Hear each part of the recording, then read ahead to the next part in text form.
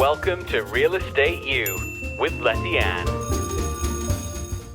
Welcome back to season 3 of our podcast, Real Estate U with Letty Ann. And I'm delighted today to have Krista Williams with Neatly Done KC. Krista, thank you so much for being here today. Thanks for having me. This is really fun. Love it. Krista is the founder of Neatly Done KC, and that's a company that helps people organize and style their home spaces and in their home. So especially now with after the stay-at-home order. Oh, yes. And I mean, there's so many changes every day, but now we're spending more and more time at home when we would typically wake up, go to work, come home at 6 or 7, eat dinner, go to bed. Now we're doing all of that at home. Yes. Like before you could kind of ignore the mess in your house. And now what's happened after the stay-at-home order is we've I would say junked up, but we've put all of our things in one area for a home office. Then you look in there and you go, wow, okay, I'm not going in there. So then you go to your kitchen table and then you get that all crowded. And then, because we tend to move away from things that, what's the are stressing you out. Yeah. Yes, totally. So the first week of the stay-at-home order, I'm like, okay, great. I'm going to make the best of this time. I'm going to organize my pantry. I'm going to organize my entire master bathroom and all of that. How'd that go? Zippo zero. That's pretty normal. But here's why. I wasn't on the couch eating bonbons. I was actually, real estate was an essential business, and I had a lot of clients with a lot of questions. So I was staying in touch with them. Yeah. I was easing their fears to some degree. And totally. At that point, we're meeting people, the clients, our real estate clients, where they were with their safety. So it's like they're in comfort level. Completely. So wherever you are with your safety and comfort level. So our business continued to move forward. I didn't hide under the rug. None of the agents here at our office at Letty Ann and Associates hid under the rug because we're here to serve. So we have servants' hearts, full-time real estate professionals. That's what you need, folks, when you're moving forward with your biggest asset. Let's get back to your biggest asset because you're hanging out there now more than ever. Yes, you are. So I didn't do the pantry and the master bath and all of that. And we moved into the house 3 years ago. And sometimes at the very end, when you move into a house, you're just like, okay, the final 5 boxes, just put them here, put them there, put them everywhere. Totally. And I said, one day I'm just going to take a day off and organize all of that. Well, I ended up calling Krista, score. So she spent a couple of hours with me, first assessing and then telling me, and then you took pictures. I mean, it was beautiful. Yeah. So we're it's in the whole plan. It's a process. And the beauty of it is you're just not, I love that you say, how much style do you want to bring to this space? Completely. Or do you just want it to be a functional pantry? Functional. Right.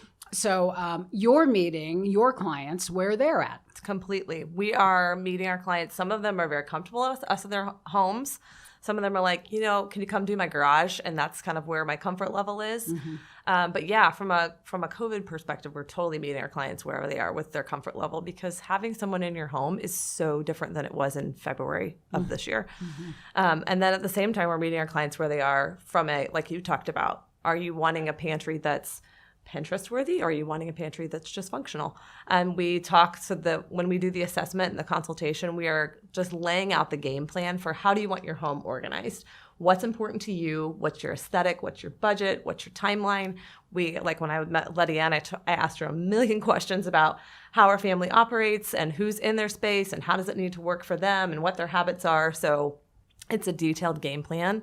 I didn't tell her any bad habits. None. I kind of feel like I'm on that Saturday Night Live. I don't even want to say that episode, but do you know what episode I'm talking about? It's a Christmas one with Will Ferrell. But anyway. I don't know. No, I don't know. I love Will Ferrell, but I always tell people, sometimes people are like, I'm so nervous to have you in my home. It's so embarrassing. And I'm like, oh my goodness, don't be embarrassed because we have seen everything. Yeah. And really what's crazy is people don't believe me, but I'm like, organized and cluttered spaces make me excited because I can see the potential and see how it will look whenever we're done transforming the space. So for me, it's actually exciting because I know it's the beginning of a really exciting project. So people, what if someone wants to get organized on their own? Like, where's a good place that you would have? Great question. Advice for someone who said, I can do that myself. Totally. Where do I start? Good question. Okay, so I always tell people, start in the space or a space where you spend a lot of time. because you're going to get the most kind of bang for your buck, right? Because your environment really plays heavily into your mental health and how you feel when you're in your home, right? So you want to feel calm, relaxed. So if your entryway is a hot mess, start there. Or maybe you spend a lot of time in your bedroom, start there. Make that a calm place. Or maybe it's your kitchen. Those 3 spaces I feel like people spend a lot of time in. So I always say pick the space that you feel like you spend a lot of time in and start there. And as far as what to do and how to get started, the thing is you just have to start. It's almost like a domino process. So once you just start and commit to it and start purging and sorting one space, it's just kind of like a trickle down effect that will just kind of keep you going. But we do have, I'm a big kind of nerd sometimes about acronyms and fun things. So I have an acronym that we follow for any space that we organize. So a pantry, a bathroom, a closet, a garage. It's called SPACE, SPACE. So there's a process. So you sort, then you purge, then you assign a spot for everything. Then you C is containerize, which is a real fun word. And then the last one is equalize, which is basically you maintain the space. So we can talk about all those fun specifics, but that's the general process that you follow for tackling any space. So you have a 5-step process. Yes. Now, is that for the homeowner and again, we talk about homeowners, but if you're a renter, and I mean, my stepdaughter in Dallas, she rents. Her place looks like it came right out of a magazine. Yep. She is the best decorator. She keeps everything in beautiful order. So, I mean, you don't have to be a homeowner, Completely. although we keep referring to that. These are great tips for anyone. You have a messy roommate or whatever. Totally. And I feel we've done several condos and apartments in downtown Kansas City. And I feel like it's almost more crucial when you're in a smaller space like that. Plus with roommates, because Yes. the complete opposite. Complete or opposite. Husbands or wives. Yeah. We have messy husband calls a lot. But then also, I was going to say, we also help businesses as well. So we do storage closets for businesses or like a salon. We've helped them get organized. So we do lots of different things. But is your 5-step process SPACE? You got it. Look at you. I know, I'm on it. Love it. So anyway, she had the white Birkenstocks when she came over to my house. And as soon as she left, I was like, ordered. I had them the next day. They're the best. They're the cutest. If you don't have them, I haven't had Birkenstocks totally get in them. like I know. 45. No, that's no. Probably at 20 though. That's when they were kind of the rage, Yeah. about 20, 25 years ago. And now they're, anyways. Thank you for bringing them back into my life. You're and all welcome. the ones you're wearing now, I'm probably going to get. They're all real right, cute. back to space. Back to space. SPACE. Do you want to dive a little more Sure, on let's what that dive in. means? Okay, so first you're going to sort your space. So sorting your space means pulling everything out. Okay. So I always tell people, so this is the process that we follow if we come to your home and organize your home. It's also the process that you can follow if you decide to DIY. So you're going to pull everything out, and it's going to be like a hot mess. So you're going to think your space is messy already. Tiptoeing over everything. Totally, but try then not you're to going to trip pull it on all out, and literally, so you need lots of vertical or horizontal space. You need countertops, put things on the floor, just sort things out. Then we're going to see everything that we don't need, and we can give to our kids or the neighbors or Goodwill. Yeah. Yes. So I'm like, sort it all out. And when you're sorting it, put like things with like things. So like if you're in your closet, you put all your short sleeves together. You put all your sweaters together, all your jeans. Are we still on S? We're still on S. So you're sorting. So you're pulling everything out, okay. sorting, putting things into like items. And what's really important during the sorting is to sort it as low a level as you can. So like when you're sorting all your sweaters, put all your black sweaters together and then put all your red sweaters together if you have that many things. So it kind of just depends on what collection of items you have, but you got to pull it all out and it's going to make a hot mess. But that's the important part is the sorting, because then that goes into P, which is the purging. So once you have everything laid out and it's like a garage sale in your in your home, then you can easily go through and be like, go back to our sweater example. So, okay, gosh, I see that I have 7 black sweaters. Okay, 2 of these don't really fit very well and I haven't worn them in a year or 2. One of them is really badly pilled, and why am I holding on to this? I need to let it go. And so then you're like, okay, well, that's an easier decision to make, because if you see all your 7 sweaters together, it doesn't give you as much angst letting go of 3 of them if you know that you still have 4 great ones left. Good point. So that's why the sorting is important, and then do the purge. And it just makes the purge much easier, because sometimes when you're trying to purge things one off, for some people, it's very difficult. Like, I might need this tomorrow morning. I might need it. But then you're like, oh, well, shoot, I already have 4 sets of measuring cups, so I probably don't need all 4 of these. But you don't know that if you're just looking at things one-off randomly in your cabinets. Does that make sense? Totally. So, yeah. So then you purge. So you purge. And I always tell people when you're doing the purge part, get a trash bag and also get a bin or another trash bag that I like to call relocate. So when you're purging your space, you're going to come across things that don't belong in the space, that have just happened there because your kids throw things in there, or your husband doesn't put things back where they belong, or whatever. It's a walk by, drop off. Totally. You're going to find things. So instead of getting sidetracked by those items and like running around your house and putting things away, like taking your kids' scrunchies back to the bathroom because they're in your pantry, just put them in a bag that says relocate, and at the very end of the project, you can just take that stuff. Some great stuff. Take that stuff and put it away after the project's done. It won't, because I feel like a lot of times people get so derailed with an organizing project. So it's just one more thing to kind of keep you focused on the project. Gotcha. It's good because I've done this in my life before. And when you walk into another room, it's like, then you start like folding your laundry in the laundry room. And then it's like, oh, dang, I left the whole pantry on the floor. And then you're like, I'm just going out to eat. You're like, I'm just done. Yeah. I'm just done. 1-800-KRISTA. We're not using the kitchen for 2 more days or maybe 2 weeks. Depends on the mess. So we're in the A now. We're in the A. Okay, so the A is assign a space for everything that you have left and make a plan. So this is usually where a lot of people get tripped up and sometimes call us, and it's what we excel at. So before we even come to your house, we are doing the assessment like I talked about with Letty Ann, and then we're making a plan for your space. So that plan includes where is everything going. So sometimes you hear organizers say, oh, you need to have a system, and it sounds really super fancy, like, what is a system? What's this magical system? It's space, SPAC. Yeah. So the system is literally just have a home for everything and have a label on it. Some people are really anti-label, but you guys embrace the labels, because here's why. Embrace the label. Yeah. Because you personally might know. I have lots of clients who are like, well, I'll know where it is once you organize it. And I'm like, you may know, but your kids may not know. Your kids will definitely not know. It may look like regular flour, but it's chickpea flour. It's chickpea. Don't confuse it. Don't confuse it. You'll be sad. And then also, it's just one less thing for you to think about.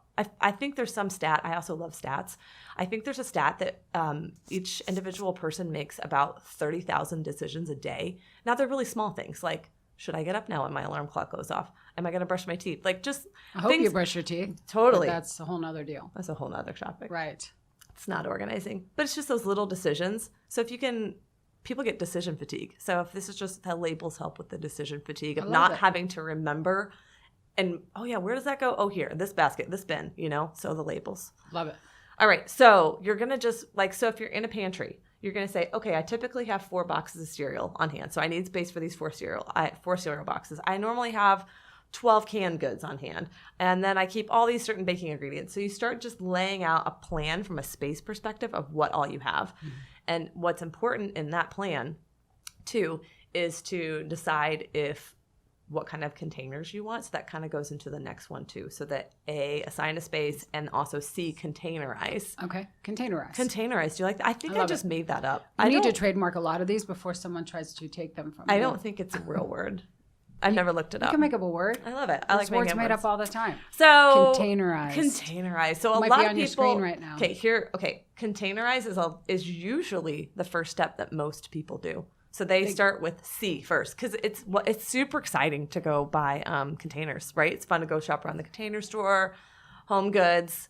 People love buying all the bins, but then you get home and you're like, oh shoot, they're not the right size. They don't really fit what I need.